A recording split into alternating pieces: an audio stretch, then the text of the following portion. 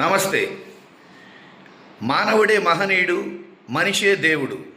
ఈరోజు అభివృద్ధి గురించి మాట్లాడుకుందాం.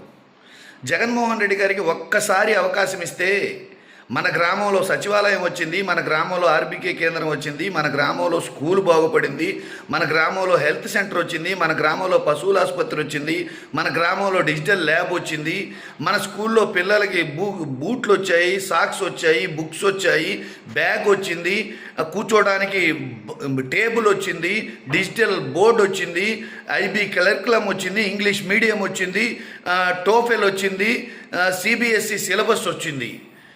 ఇవన్నీ కాక మన ఇంటికే డెత్ సర్టిఫికేట్ కావాలన్నా, బర్త్ సర్టిఫికేట్ కావాలన్నా, ఇన్కమ్ సర్టిఫికేట్ కావాలన్నా, క్యాస్ట్ సర్టిఫికేట్ కావాలన్నా, ఏ లబ్ధి కావాలన్నా మన అకౌంట్లోకి నేరుగా డబ్బులు వచ్చాయి. మన ఇంటికి వాలంటీర్ వచ్చాడు, మన ఇంటికే హెల్త్ అసిస్టెంట్ వచ్చి మన రోగాన్ని కూడా నయం చేయడానికి, వైద్యం చేయడానికి కూడా డాక్టర్ వచ్చాడు.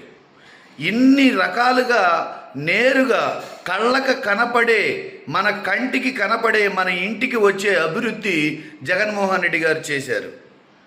మరి చంద్రబాబు నాయుడు గారు చేసిన అభివృద్ధి ఏంటో ప్రజలందరికీ తెలుసుకోవాలి.